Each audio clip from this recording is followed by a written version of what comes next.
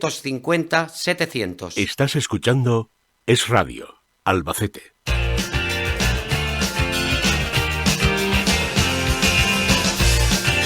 Bueno, pues los días 23 y 24 de noviembre los profesionales sanitarios tienen una cita en el 6º Congreso Nacional de Comunicación con el paciente y su familia. Les hablamos del CIPO 2023.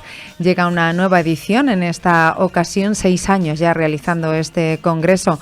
Elías García es el presidente de la Asociación Nacional de Comunicación del Paciente y de la Familia, del CIPO. Elías, ¿qué tal? Muy buenas. Hola, muy buenas. 6 años ya haciendo este congreso. Yo creo que cada vez más profesionales sanitarios quieren participar y más personas también quieren asistir, ¿verdad? Qué importante. Sí, bueno, efectivamente, no solamente para profesionales sanitarios. Curiosamente es un congreso que está abierto a todas las personas. La característica de este congreso es que permite dialogar, analizar juntos, tanto profesionales, directores, gerentes, representantes de pacientes, de familiares, de todo. O sea, es uno de los pocos sitios donde se puede hablar de nuestras condiciones de comunicación en la sanidad, de todos los estamentos, ya digo, todos juntos, pero intentando entre todos mejorar lo que consideramos que sí hay algo que mejorar. A lo mejor seguro que hay muchas cosas que mejorar siempre, pero en todo en la vida, ¿eh? Y en la comunicación con los pacientes, pues imagínate, Elías, pues eso cada vez habrá que ir aportando un granito de arena gracias a congresos como este. Me gustaría hablar del programa EVA-CIPO. Exactamente, ¿cuáles son los aspectos clave?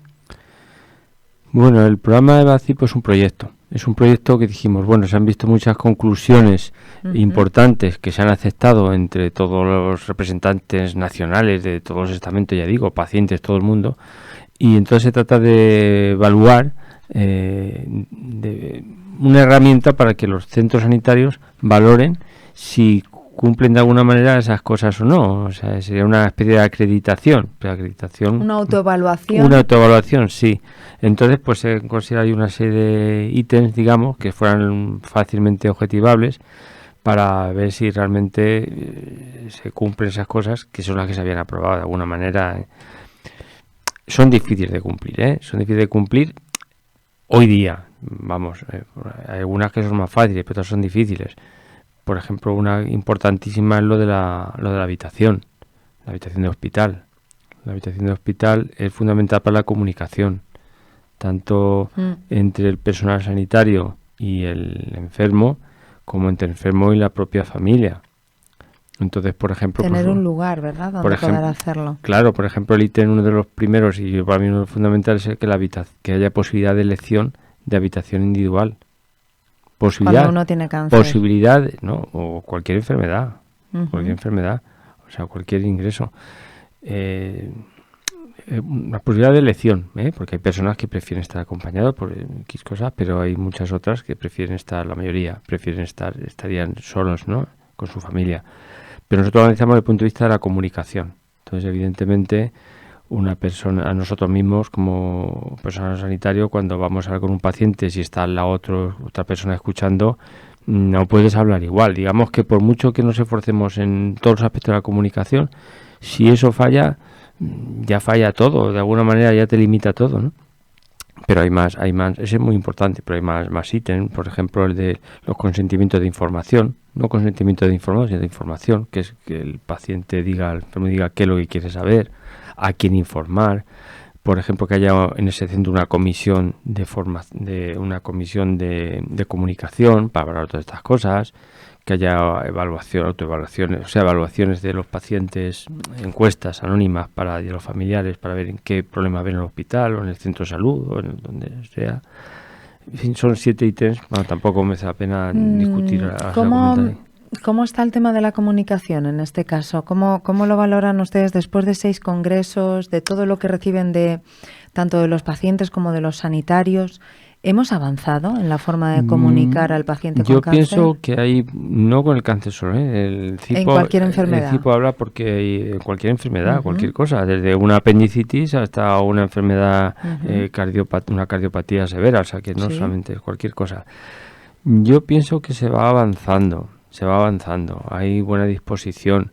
Lo que pasa es que falta mucha concienciación todavía y también muchas barreras que dificultan. Por ejemplo, lo que hemos hablado de las habitaciones. Por mucha buena disposición que tenga uno, si uno le dice, no, es muy importante hablar con el paciente tranquilamente, coger la mano, sentarte con él, intercambiar impresiones. Pero ¿cómo vas a hacer eso si tienes al lado a otras personas, por ejemplo? Pues no puedes. Luego el tiempo es una limitación tremenda. Muchos compañeros dicen, pero si tengo 5 minutos para ver un paciente, ¿cómo voy a...? En fin, que hay muchas barreras, pero lo fundamental es la concienciación. Si estamos concienciados, poco a poco uno se busca para intentar salvar esas barreras. Se habla mucho últimamente, Elías, de la inteligencia emocional, de ponernos en el lugar del otro, de la psicología. ¿Cree que sería fundamental el renovar conocimientos posiblemente entre el profesional sanitario para la comunicación con los pacientes, haciendo hincapié en eso? Es fundamental, siempre en todos los congresos se ha hablado de lo importante que es la formación en comunicación.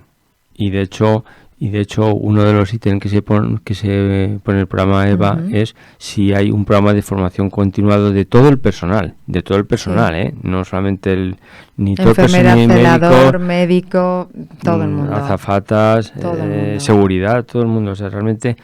Pero yo pienso que lo importante no es la formación tipo marketing, como yo digo, tipo marketing, que no se trata de decir, pues cuando llega una persona hay que decirle la fórmula, buenos días, así, como si fuera uno un vendedor de a ver, no, evidentemente no. Hay que integrarlo y que uno lo lleve. Yo es que pienso que claro. es que lo que te quiero decir es que yo creo que lo importante es la humanización real, la humanidad. O sea, yo creo que habría que formar más en humanización más que en técnicas de comunicación. Porque si tú estás formando humanización, lo demás te fluye solo. Yo creo que eso es lo importante. Y como digo, es que no nos damos conscientes, el personal muchas veces, porque no podemos, y porque no nos hemos perdido lo importante que es realmente comunicar profundamente con una persona. Es que comunicar con una persona es algo extraordinario, es que no somos conscientes. ¿Cuáles son los principales retos o desafíos a los que se enfrentan ustedes en esa parte de comunicación con el paciente?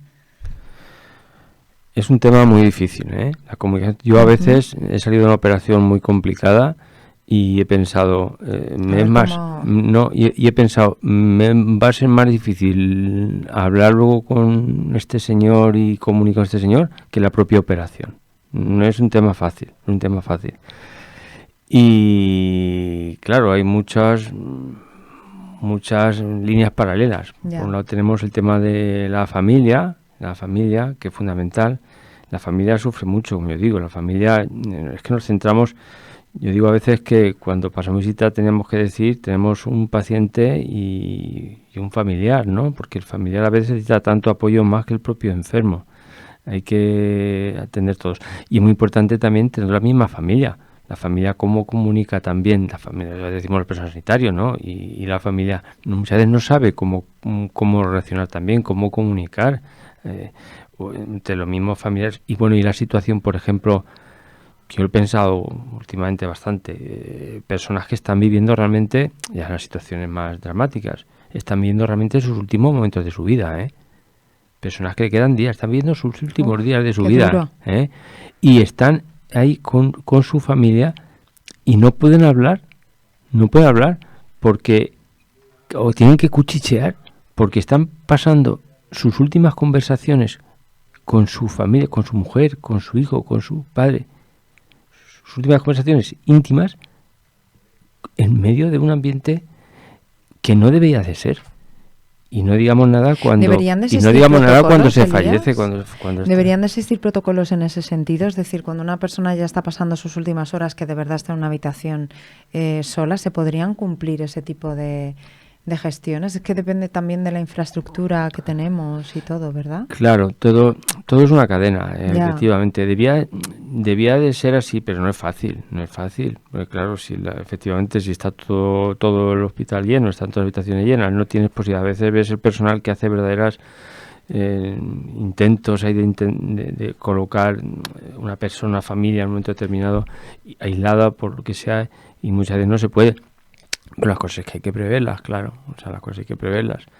Entonces, digamos que es una labor de poco a poco, de concienciarnos de eso. En concreto, estamos hablando ya digo, la comunicación es muy amplio. Por el tema de la habitación, pues ya se están haciendo muchos hospitales públicos con habitaciones individuales la mayoría, y es una cosa que se está demostrando que es posible. Entonces, en la manera en que nos concienciemos, a un plazo el que se pueda, pues lo primero tenemos que concienciarnos de que eso es lo ideal y de que es posible. Una vez concienciado eso, se trata cómo hacerlo, que no es fácil, y cómo pensarlo y cómo hacerlo entre todos. Y mientras no se pueda, pues hay que pensar las típicas cortínicas de la que se están poniendo, intentar como panelar intentar solucionar el tema en lo que se pueda. Dentro de ese tema de habitación individual, que hay muchas más cosas en comunicación, porque es muy interesante, por ejemplo, el tema de la ropa, por ejemplo. Porque la comunicación, pensamos que solamente lo que se habla, ¿no? La comunicación es actitud también.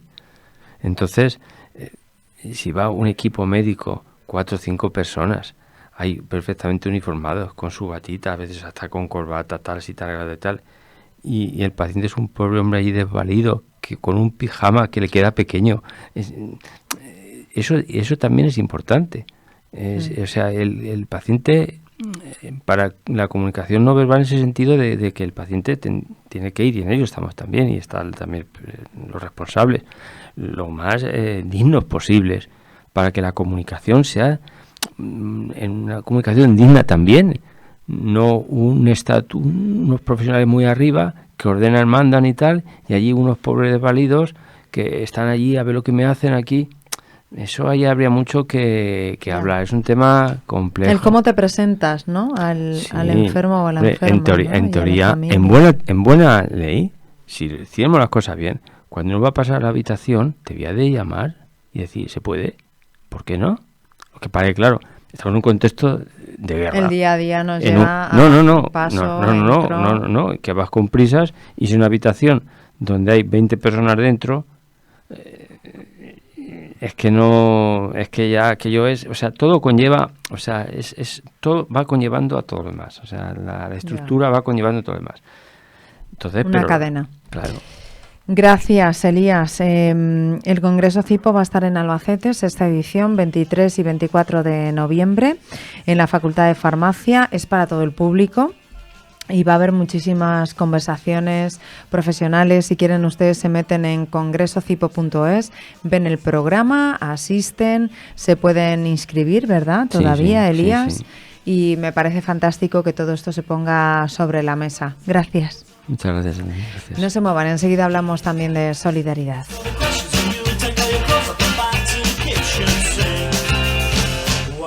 Es Radio